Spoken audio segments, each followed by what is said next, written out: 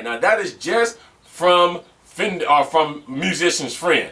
Musician's Friends, if you don't know, don't deal in anything plastic or fake. They only deal in real instruments. So if you have a doubt that the Fender Squier is real, go type in Fender Squier. It is not a brand new guitar that they're just all of a sudden making because of Rock Band 3. The Squier has been around for a while, just like, you know, all the other Fenders, the Telecaster, all those.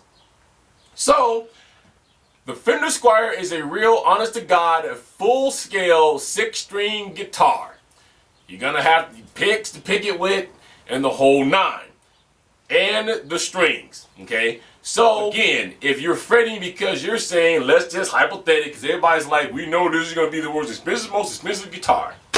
I just told you the Fender Squier is $129.99. I have no idea what Harmonics is going to charge or what the price point for Fender is going to be.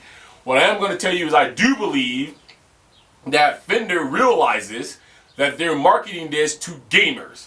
And if they already have their Fender Squier being sold without the gaming technology for $129, they're not going to be able to go and say, give me $500 for this guitar. But what I want to impress on you right now, all you guys who are concerned that you're spending $130, $140, $200 on just a gaming controller, it is not. It has all the same buttons as the real Squier, because it's real. You jack it into an amp. If you learn how to play guitar so well that you want to go on an audition or you play for a band, you would take this guitar with you, and nobody, unless you tell them, will ever know that you are playing on a modified Fender Squier that has technology built in the neck for you to be able to play and learn from the game Rock Band. Alright, so again, the Fender Squier is real. Nothing fake about it. Fender is putting the technology in their neck. Fender is a real life partner with Harmonics. It is a real guitar. So if you wanted to buy a real guitar and you're going to think about buying Rock Band 3 anyways, my suggestion is might as well wait till the price point for the Fender Squier comes out and pick that up, because you're killing 2 birds with 1 stone, and depending on the store you may make out a little bit cheaper. Okay. Now, to keep you with the realization or the realism of having real guitars, here's going to be the one thing that you're going to have to get used to. From what I saw at least, now this could change in the final product, but I don't expect it to. There is no colors above the frets. No green, red, yellow, blue, and orange. There is none. You're just going to have to know where the frets are, and the way that it is the first 5 frets, just like it is now in your plastic guitar. The Mad Catz one, the same thing, is the first 5 frets, and if you're playing in regular mode, you can strum any string, I think, on the Mad Catz and the Squier that you want to strum. It is when you go to Pro mode that you have to strum the right strings. So on the top of the Mad Catz one, I did see numbers though. I think I did see 1, 2, 3, 4, and 5 on the quadrants, I believe. Okay, but there is no colors. So again, if you're taking your Fender Squier somewhere, no one's going to know unless you tell them, because you don't have the 5 colors anymore to differentiate what you should be hitting on a string. Alright, so again, yes, if you are going to learn guitar, you have to have one of these Pro controllers. To my knowledge and what I've been told and what I asked, the MIDI adapter that Mad Catz is making is only for for keyboard and drums, not guitar. Okay. Again, you got to have special technology. The drum part, if you want to plug a drum brain like you're rolling into it, it's going to be able to decipher that, and you can use that. And the keyboard, you're supposed to be able to use a full, or whatever keyboard you got. Don't ask me how that worked. They never got around to demoing because they had a chord keyboard on stage, but I think time was so hectic they didn't get a chance to have somebody come down and show us how it really was truly going to work if you use your own keyboard. But you can, and hopefully soon we'll find out how that works. But for the guitar, if you want to learn how to play Pro mode, you're going to have to buy the Pro guitar. Okay? Alright.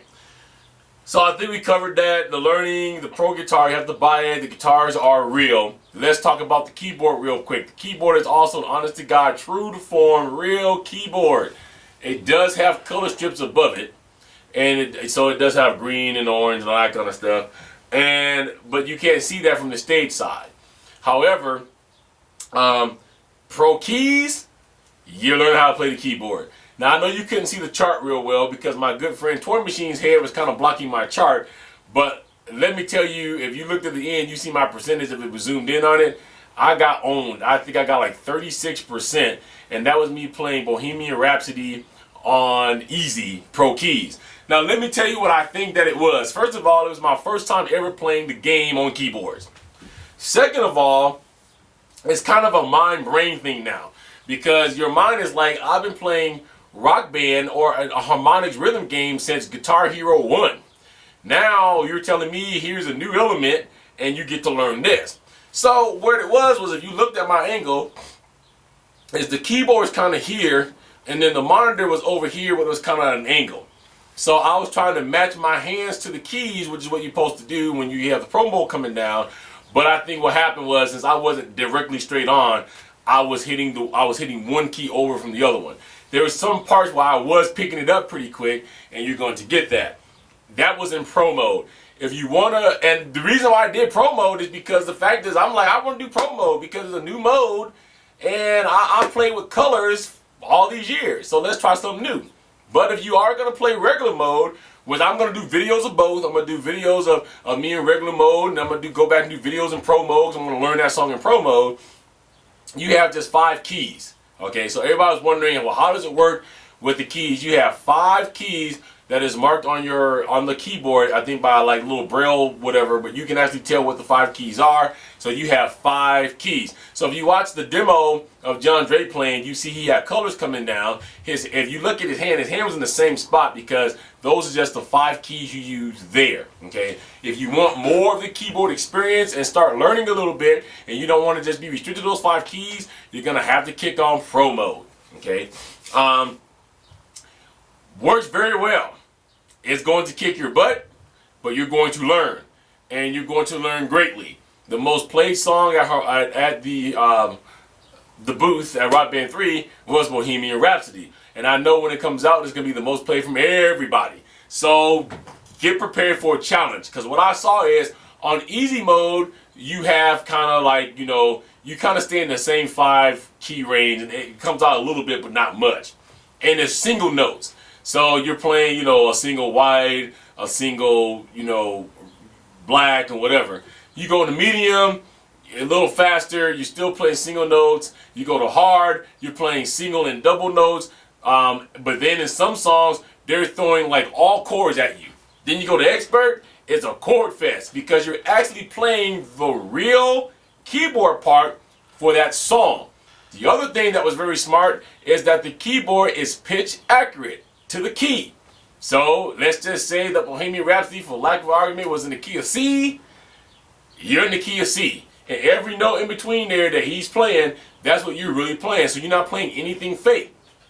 I'm assuming, because we didn't get to see it, that when you go into the training mode for keyboard, again, you're playing the real thing. So if they say strike this chord as a C, you're going to hit it, and you can go right to your piano and hit the same chord, and it's going to sound the same because it's real. And that's what they're trying to teach you. So pro keyboard, everybody said, I want to do keyboard, I want to do keyboard. Keyboard, I think, is going to be, in my opinion, one of the most fun parts of Rock Band 3. I think everybody's going to be out to get the keyboard. I already got people in my gaming clan going, when Rock Band 3 come out, I'm playing the keyboard. And it's just like, she's going to keytar or keyvox. Okay, she's already gave it a name. She's going to keyvox. It means she's going to play the keyboards and she's going to sing at the same time. Everybody's been vox-tarring forever. Okay, so I think it's going to be the most fun part, but you are going to learn if you want to. Now, that's about all I got to say about Pro Mode, because the fact that that's all is in a nutshell. It is a mode that's going to teach you how to play guitar or guitar and keyboard. Just like on the guitar with the keyboard, if you want to learn all the progressions, you want to go through everything you really want to learn, the training is going to be there. If you just want to learn how to play a song, you get to learn that too. Okay, so your experience is as deep as you want it to be. All right, I did have an interview that was done with Mr. Teasdale, but unfortunately it did not come out correctly. Dan Teasdale took his time to do me, and I appreciate it. And the microphone that we had, I think, died is somewhere in the middle of the ends of it, so we couldn't hear him because we did it on the floor and there was a humongous amount of noise. So